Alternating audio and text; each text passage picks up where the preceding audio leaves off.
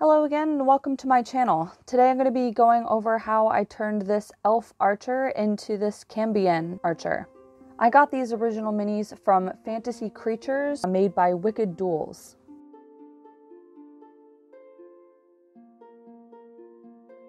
This is one that I've started to modify and the one that we're going to review in this video.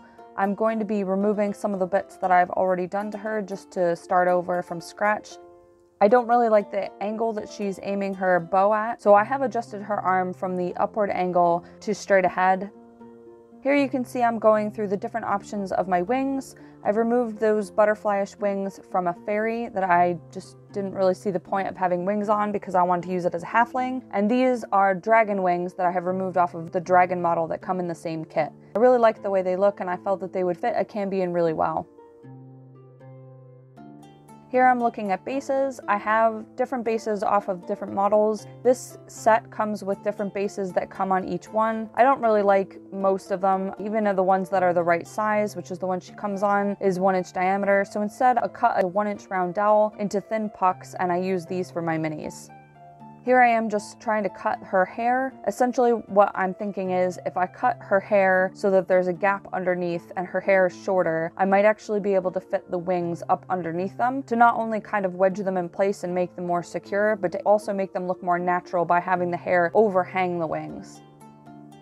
And here you can see I've placed the wings and I'm figuring out the exact placement again.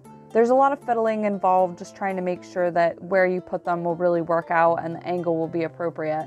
I was thinking that they're connected to her shoulders, so if her shoulders are at a slight angle while she's pulling back her arrow, that might also impact the angle and positioning of her wings.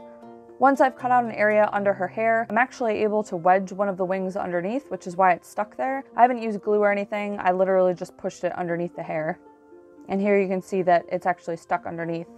I use green stuff for this process, which is a 2-part epoxy putty. It's half yellow, half blue when you start out. You mix them together, make them green, and after about 15 minutes, they've started to cure. I use silicone tipped sculpting tools for all of my molding. The silicone is really important, although I do still dip my tools in water because green stuff can be quite tacky. I even dip my fingers in water as well. This helps to prevent the green stuff from sticking to your fingers, which can become a real pain.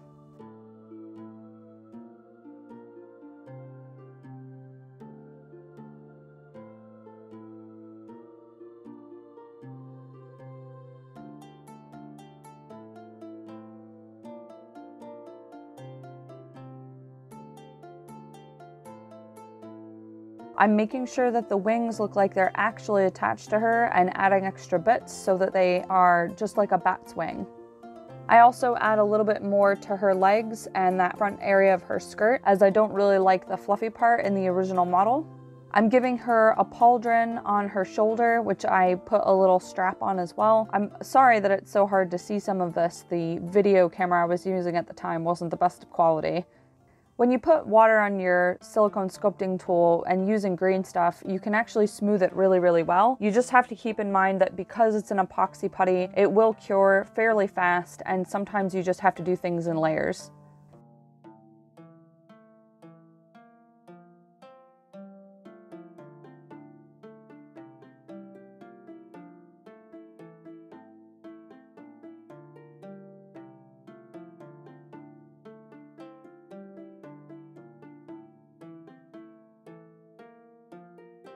So the bit of armor that I'm trying to sculpt around the waist and is going to cover the original dress is essentially folds. I've decided that I'm going to use green stuff that I pull into a thin sheet outside of the plastic piece and then texture to make look like sheets of metal.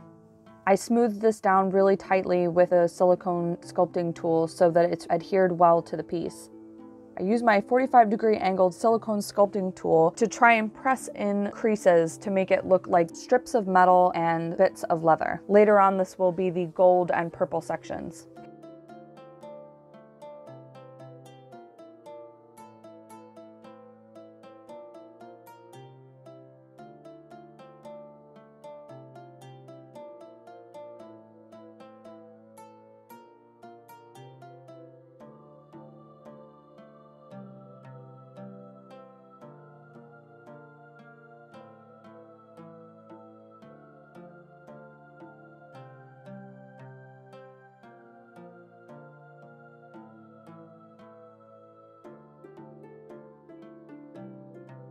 Here you can see I'm using green stuff in my hands. I'm dipping my fingers in a little bit of water and I'm making a small dagger that is going to be on her side. I use my silicone sculpting tool to flatten it out. I use a metal sharp edge sculpting tool to press in some flat details, and I use the dental tool to press in some small spots to make it look like rivets. Green stuff is quite tacky, so as long as you press it together before it's cured, it will adhere to itself. Here you can see how I made the horns. I decided to show how I made the arrow. Some of my video footage was lost, so I decided to refilm this. I use a piece of wire that I cut to the correct length from her aiming hand to her hand in the bow. I then take the piece of wire, push it up against some hot glue coming out of my glue gun, and make a little dollop on the end. I then take the metal end of my silicone sculpting tool, dip it into the hot glue, press it onto the little end of the wire, and pull quickly away, making little wisps. The idea is that this will look like flames of fire.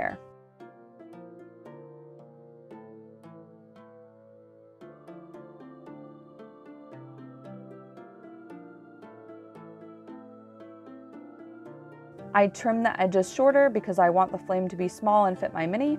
And then I take acrylic paint. I paint the bottom all red and I paint the very tips yellow. This makes it look like a really neat flaming arrow. When I painted the whole piece, I end up painting the arrow itself black. I don't do the painting in this mini tutorial because to me this wasn't a how to paint a mini tutorial. But if you're interested in something like that, please let me know in the comments below.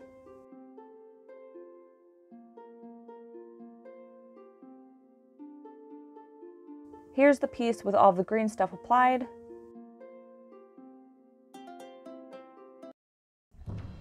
And here she is done, next to the original piece, and here she is on her base.